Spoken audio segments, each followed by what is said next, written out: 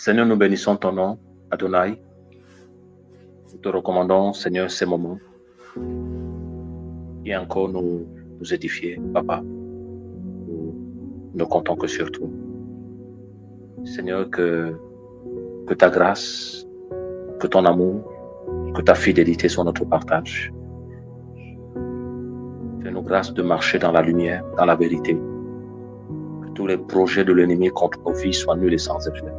Yahushua, bénis encore tes enfants partout. Bénis tes enfants dans toutes les nations.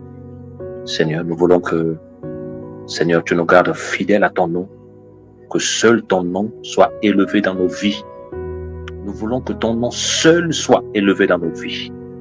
Fais-nous grâce, Seigneur, de marcher avec ceux qui te craignent. Éloigne-nous de l'ivraie, de la mauvaise compagnie, et de ceux et celles qui ne t'appartiennent pas.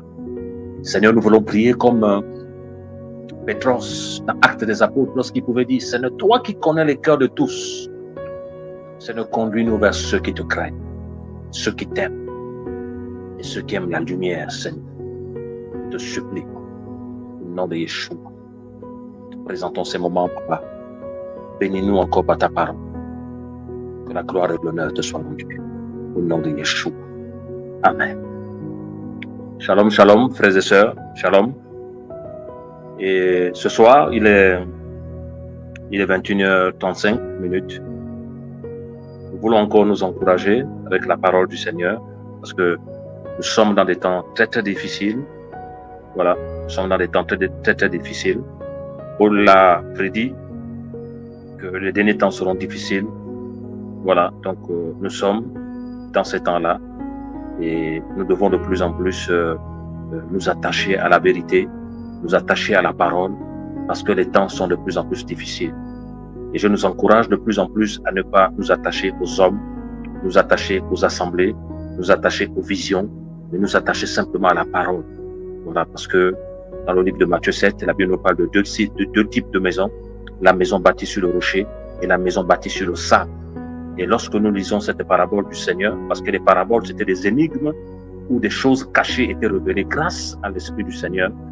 Et lorsque nous lisons ces deux paraboles, nous remarquons que, voilà, que les deux types de maisons, voilà, étaient persécutés. Les tempêtes, les vents, s'étaient abattus dans ces maisons-là.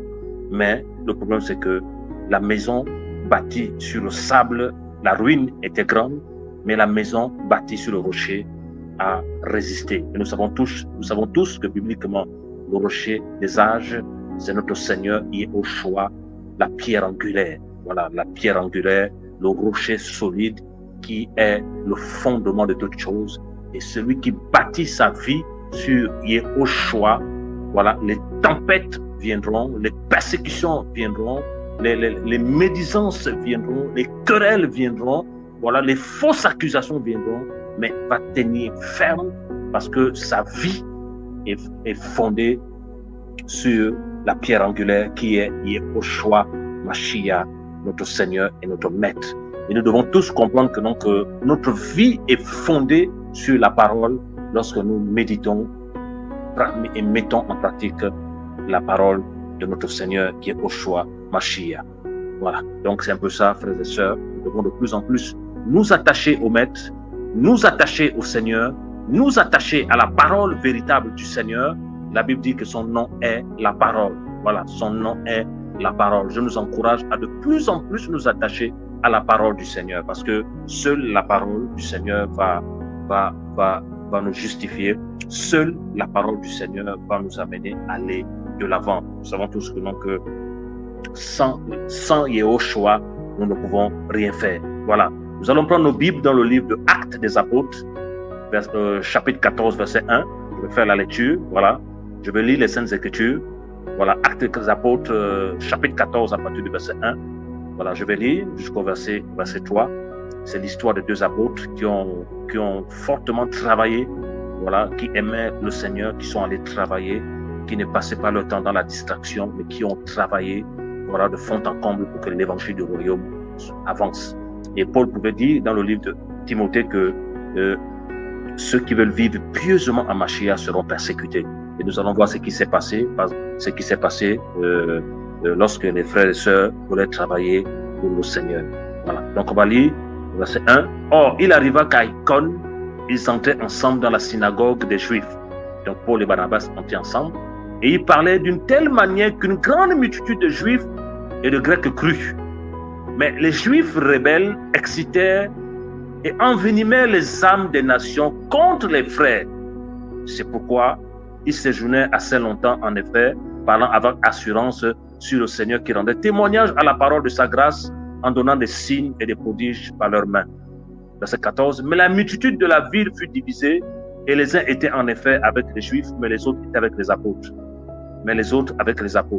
Et comme il se faisait une émeute des nations et des Juifs, alors les principaux chefs pour les outrager et les lapider. Eux, s'étant aperçus, se réfugièrent dans les villes de Lycaonie, Lystre et Derbe, étant la région environnante. Et ils annonçaient l'évangile. Voilà. Donc, le partage dont le Seigneur me marque de partager avec vous, voilà, le Seigneur me marque un peu d'encourager mes frères et mes sœurs, voilà, grâce à l'Esprit du Seigneur sur les âmes envenimées, voilà, les âmes, au verset 2, il dit, mais les Juifs rebelles excitaient et envenimaient les âmes. Voilà, ils envenimaient les âmes. Quand on voit ce verbe envenimer, on peut retirer de ça le venin. En fait, le venin. Voilà, en fait, les Juifs rebelles, on vous dit bien, les Juifs rebelles. En fait, ils étaient rebelles, pas aux apôtres, mais au Seigneur. Parce que les apôtres annonçaient la parole du Seigneur. Et ils étaient rebelles, c'est-à-dire que donc, dans leur cœur, il y avait la rébellion. Et qu'est-ce qui s'est passé? On nous dit que, donc, les Juifs rebelles excitèrent et envenimaient les âmes des nations contre les frères. Donc, ils ont envenimé les âmes. En fait, les âmes ici, c'est des personnes. Qu'est-ce qu'ils ont fait? Ils ont piqué. En fait, c'est comme des personnes qui avaient des venins. Ils ont piqué des personnes. Voilà. Ils ont piqué des personnes. En fait, quand on parle d'envenimer, c'est induire en erreur. Ils ont amené les gens, ils les ont induits en erreur. Ils ont excité contre les frères. En fait, ils ont poussé ces personnes-là à agir de manière méchante contre les frères. Et pourtant, les frères ne les ont rien fait. Les frères ne les ont pas, ne se sont même pas occupés d'eux. Mais comme ils annonçaient l'évangile du Seigneur, parce que le Seigneur a prédit que, donc, tous ceux qui vont apporter son message, il y aurait la persécution. Maintenant, en fait, on doit comprendre que, donc, derrière l'action des Juifs rebelles là, il y avait l'ennemi. Il y avait l'ennemi. En fait, comme on ne donne que ce qu'on a, puisque eux-mêmes déjà, ils étaient piqués, eux-mêmes déjà, ils avaient le venin, qu'est-ce qu'ils ont fait? Ils ont profité de communiquer ce venin à ceux qui les écoutent.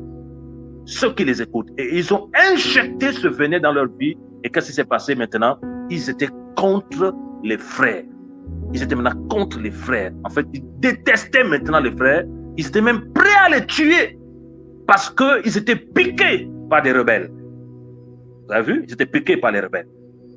Donc là, ici, nous devons comprendre une chose, c'est que, en fait, le travail que les Juifs rebelles là ont fait, c'était de détruire les âmes. C'était de détruire les âmes. Vous voyez? Donc, quand on parle d'envenimer, c'est comme un peu le serpent qui te pique. Vous voyez? C'est comme un peu le serpent qui te pique. Voilà. Et quand il te pique comme ça, tu ne réagis plus en conformité avec les Saintes Écritures, mais tu agis maintenant, tu es maintenant dans les plans de l'ennemi, tu agis maintenant comme l'ennemi le veut. Voilà, comme l'ennemi le veut.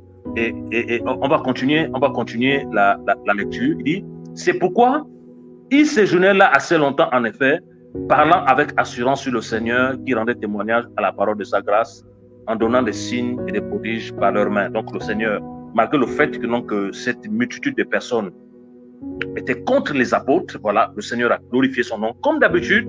Voilà, au verset 4, il dit, mais la multitude de la ville fut divisée. Donc vous avez vu, quel est le travail des enfants de l'ennemi? Quel est le travail de l'ivraie? Le travail de l'ivraie, c'est de diviser. Le travail de l'ivraie, c'est de diviser. Le travail de l'ivraie, c'est d'accuser faussement les vrais enfants du Seigneur. Le travail de l'ivraie, c'est d'apporter la confusion là où se trouvent les vrais enfants du Seigneur. Et le Seigneur a bien dit cela dans le livre de Matthieu 7. Ils viennent en vous en vêtements de brebis, mais au-dedans, ce sont des loups. Ça veut dire quoi? Ça veut dire ils prêchent comme toi, ils enseignent comme toi, ils font tout comme toi, voilà, comme toi qui es enfant du Seigneur, mais au-dedans. Pourquoi au-dedans? Parce que l'homme regarde à ce qui frappe les yeux, mais Yahweh regarde au cœur. Parce que nous, on est impressionnés. L'humain est impressionné par la grâce. L'humain est impressionné par ce qu'il voit de manière physique. L'humain est impressionné, par exemple, par ce qu'il les prophéties et autres, les durées dans le temps, tout ça, machin. L'humain est impressionné par ça. Mais ça n'impressionne en aucun cas le Seigneur. Le Seigneur n'est pas impressionné par ça. Ce qui impressionne le Seigneur, c'est le cœur. Il dit, l'homme regarde à ce qui frappe les yeux, mais Yahweh regarde au cœur. Yahweh regarde au cœur. Le cœur, c'est cette partie intérieure que les humains ne voient pas avec les yeux physiques, mais que seul Yahweh voit. Seul Yahweh voit. C'est-à-dire qu'ils viennent en vous en vêtements de brebis, mais au-dedans, ce sont des loups. Et on voit ici que, en fait, que à cause du travail qu'ils ont fait d'envenimer les âmes, ils ont causé une division. Ils ont causé une division. Et ça, c'est le travail des enfants de Lucifer. Ça, c'est le travail des enfants du diable. De causer la zizanie, de causer les divisions. Voilà pourquoi leur travail, c'est de salir dans les coulisses. Voilà pourquoi leur travail, c'est de détruire dans les coulisses avec la langue. C'est ça leur travail, de détruire dans les coulisses avec la langue. Parce que, pour notre information, un vrai enfant du Seigneur parle en face. Un vrai enfant du Seigneur parle en face à son frère. Et lorsqu'il parle en face à son frère, ce n'est pas dans le but de le détruire, c'est dans le but de l'aider. Nous savons tous l'histoire de notre de Paulos, voilà, et de Pétros. Voilà, la Bible nous dit dans le livre de Galates 2 que donc Pierre ne s'était méconduit, Pierre n'agissait pas selon les Écritures. Paul l'a repris en face. Paul n'a pas parlé derrière. Paul a repris Pierre en face. Et comme Pétros aussi était un enfant du Seigneur, tout ça, il a, dans 2 Pierre 2, il rend témoignage aussi de la vie de Paul. Il a reconnu qu'il était dans l'erreur. Il n'a pas dit, mais quand même, c'est moi, Pétros. Le Seigneur m'a utilisé pour ressusciter les gens. Le Seigneur m'a utilisé pour prêcher. Non, il était tellement humble qu'il a reconnu son erreur et il a béni le Seigneur pour la vie de son frère. Alléluia. Et là, ici, nous voyons que il y a eu division à cause du travail de ces personnes-là. Une forte division, frères et sœurs. Une forte division. Parce que ces personnes-là étaient en train d'envenimer les âmes. Ils étaient en train de piquer les âmes. Ils étaient en train de piquer les âmes. Et la Bible nous dit que donc, en fait, ces personnes-là ne prennent que des âmes instables. Des gens qui ne sont pas affermis. Voilà pourquoi, dans les temps où nous sommes, on a besoin de discernement. On a besoin de discerner. On a besoin de discerner grâce au Seigneur. Bien sûr que nous ne connaissons pas tout, mais on a besoin de discerner et de poser la question au Seigneur. Voilà pourquoi aujourd'hui, ne marchons plus avec quelqu'un parce qu'on l'appelle pasteur. Ne marchons plus avec quelqu'un parce qu'on l'appelle apôtre. Ne marchons plus avec quelqu'un parce qu'on l'appelle tel. Marchons avec ceux et celles qui craignent le Seigneur. Ceux et celles dont on voit le fruit. Ceux et celles dont on voit le fruit. On marche avec des gens qui nous édifient. On marche avec des gens qui nous apportent de l'avant. On marche avec des gens qui craignent le Seigneur. Que lorsque vous êtes ensemble, vous ne parlez pas d'autrui. Vous ne parlez pas des vies d'autrui. Vous ne parlez pas des gens. Vous parlez du royaume des cieux. Le royaume de notre Seigneur Yahushua. Le royaume de notre Seigneur Yahushua. Parce que seul le royaume du Seigneur doit être élevé. Seul le royaume du Seigneur doit être exalté, mes frères et sœurs. Mes frères, mes sœurs, je nous encourage de marcher avec ceux qui craignent le Seigneur. Je nous encourage de chercher. Paul a exhorté à Timothée, recherche le Seigneur avec ceux qui l'invoquent d'un cœur pur. Avec ceux qui l'invoquent d'un cœur pur. Et dans Matthieu 5, à partir du verset 8, la Bible nous dit que donc, heureux ceux qui ont le cœur pur, car ils verront Elohim. Heureux ceux qui ont le cœur pur. Quelqu'un qui a un cœur pur, on ne peut pas avoir un cœur pur sans l'Esprit du Seigneur. C'est pas possible parce que notre cœur est tortueux et méchant. Seul l'Esprit du Seigneur peut nous donner des cœurs purs. Et les vrais enfants du Seigneur qui ont le cœur pur, même s'ils ont des manquements, c'est des personnes qui ne pratiquent pas le péché. Même s'ils ont des manquements, c'est des personnes qui ne vivent pas dans la haine et la confusion, parce qu'ils sont de la semence divine, parce qu'ils aiment le Seigneur, parce qu'ils comprennent que seule la parole du Seigneur peut nous amener de l'avant. Alléluia. Père, nous te bénissons et nous croyons, Seigneur, que les vrais enfants du Seigneur, dans les nations, de plus en plus, vont suivre ta parole, vont écouter ta parole, vont écouter ta parole. Alléluia. Ils ont causé la division. Ils ont envenimé les âmes. Envenimé les âmes. Ils ont piqué les âmes. En fait, en d'autres termes, ils ont détruit ces personnes-là en leur apportant des faux messages. Vous voyez, dans la Bible nous dit que, parlant de notre Seigneur Yahushua, qu'ils m'ont haï sans cause. En fait, le Seigneur n'a rien fait, mais ils l'ont détesté. Pourquoi? Pourquoi? Le Seigneur lui a bien dit. Le Seigneur a dit aux pharisiens dans le livre de Yohanan 8, pourquoi voulez-vous me tuer? Il lui a dit, pourquoi voulez-vous me tuer? Ils ont dit beaucoup de choses, mais le Seigneur a dit, non, c'est parce que vous voulez accomplir les désirs de votre Père. Vous voulez accomplir les désirs de votre Père. Lorsque quelqu'un veut te tuer, lorsque quelqu'un veut te salir, lorsque quelqu'un veut te détruire, lorsque quelqu'un veut t'accuser faussement, quel est son but? C'est parce que c'est pas un enfant du Seigneur. C'est parce que c'est pas le Seigneur qui l'a appelé, c'est un enfant du diable. Et il veut accomplir les désirs de son Père. Parce qu'un vrai enfant du Seigneur travaille comme le Seigneur. Un vrai enfant du Seigneur agit comme le Seigneur. Un vrai enfant du Seigneur pardonne comme le Seigneur. Un vrai enfant du Seigneur a le cœur du Seigneur. Il a la vie du Seigneur. Il dit, vous reconnaissez un arbre à ses fruits. Si on nous présente l'avocatier et on voit la mangue, c'est qu'il y a un souci. Pourquoi aujourd'hui ceux qu'on appelle chrétiens, ils prêchent, ils enseignent, on les voit comme ça, mais ce qu'ils produisent, c'est le feu de Satan. Comment on n'ouvre pas les yeux? Frère, que le Seigneur nous aide. Nous sommes dans des temps critiques. Des temps critiques, frères et sœurs. Partout dans les nations, il faut que le Seigneur nous ouvre les yeux. Voilà pourquoi aujourd'hui, avant de marcher avec quelqu'un, je prie le Seigneur. Aujourd'hui, avant de marcher avec le Seigneur, avec quelqu'un, je prie le Seigneur. Je peux être avec ma Bible, méditer, prier la parole et chercher le Seigneur avec ceux qui le craignent, ceux qui aiment la lumière, ceux qui aiment la vérité. La Bible déclare que ne vous ingérez pas des affaires d'autrui. Si tu veux aller loin, le Seigneur, ne t'ingère pas des affaires de ton frère, ne t'ingère pas dans la vie de ton frère. Bien sûr, on est une famille, on doit veiller les uns sur les autres. On ne s'ingère pas dans les affaires des autres, on ne s'ingère pas dans la vie des autres. D'abord, nos vies sont d'abord difficiles, il faut qu'on prenne soin de nous-mêmes.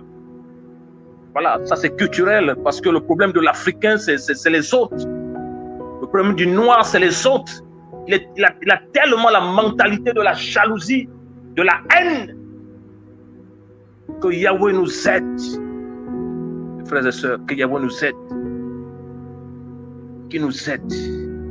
Je vais continuer la lecture au verset 5. Et comme il se faisait une émeute des nations et des Juifs avec leurs principaux chefs pour les outrager et les lapider. Donc le fait qu'ils ont envenimé les âmes, le fait qu'ils ont détourné les âmes de la vérité, en fait ces personnes-là maintenant cherchaient à lapider Paul, littéralement à le tuer. Ils cherchaient à outrager Paul et Barnabas. Donc vous comprenez pourquoi de fois certaines personnes cherchent à vous détruire.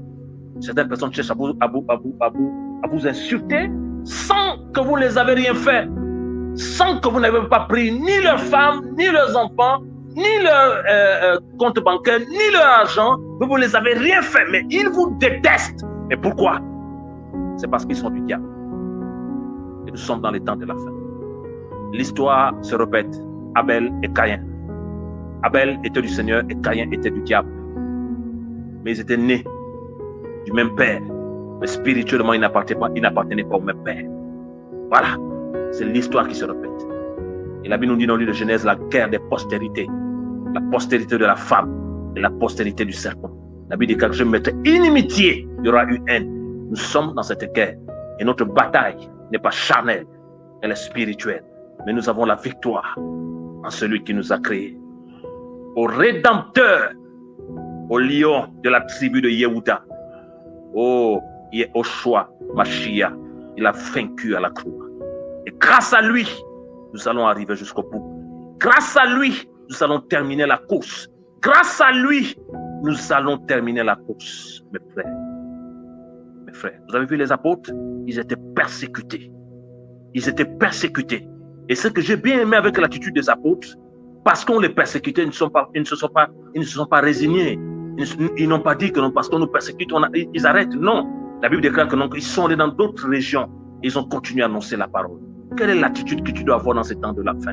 Même si on t'attaque, même si on te salit, même si on te détruit, continue à annoncer l'évangile. Continue à annoncer la parole. La seule chose qui doit te bloquer, c'est si tu t'examines toi-même et ça ne va pas. Il faut t'arrêter. Parce que c'est pas ce que les gens disent de toi qui vont t'arrêter, c'est ce que toi tu fais. Si ce que toi tu fais honore le Seigneur va t'accompagner. Si ce que toi tu fais n'honore pas le Seigneur ne t'accompagnera pas. Voilà, il ne t'accompagnera pas parce qu'il ne travaille pas avec ceux qui pratiquent le péché. Il ne travaille pas avec ceux qui pratiquent le péché. Voilà, je vais terminer ce petit partage par un songe que j'avais eu. Je dormais une fois, voilà, grâce au Seigneur je dormais. Et j'ai eu un songe où j'ai vu un frère. Voilà, je suis venu le saluer. Il m'a dit, il a refusé de me répondre. Voilà, il a refusé de me répondre. J'étais tellement triste. Et je lui ai dit que, est-ce que tu sais que je t'aime? Voilà, il m'a pas répondu parce qu'il était tellement rempli de colère et de haine, quelqu'un que je n'ai rien fait. Et après, lorsque je me suis réveillé le matin, je me suis mis en prière. Le Seigneur m'a révélé qu'il est possédé d'un démon de haine. Voilà, il est possédé d'un démon de haine, qu'avec ce genre de personnes, il ne faut même plus manger avec eux. Il ne faut même plus t'approcher avec eux. Voilà. Donc, quand le Seigneur m'a révélé ça, j'étais tellement triste, mais il m'a permis de prier. La Bible déclare que bénissez vos ennemis et faites du bien à ceux qui vous haïssent. Nous sommes tellement infiltrés, mes frères et sœurs, qu'aujourd'hui, voilà, nous devons plus nous focaliser vers le Seigneur. Focaliser vers le Seigneur. Aimer les uns les autres, aimer les frères, respecter les aînés qui nous ont encadrés dans l'amour, voilà, et dans la paix. Respecter là où nous avons été formés, ouais. C'est les principes de la parole, frère, mais restez attachés à la parole. Que Yahushua, notre Seigneur, notre Maître, nous bénisse. Voilà, nous garde, voilà, dans la lumière, dans la vérité. Courons vers le Maître, voilà, lui seul est fidèle et véritable. Que le nom du Seigneur Yahushua soit élevé. Alléluia. Amen.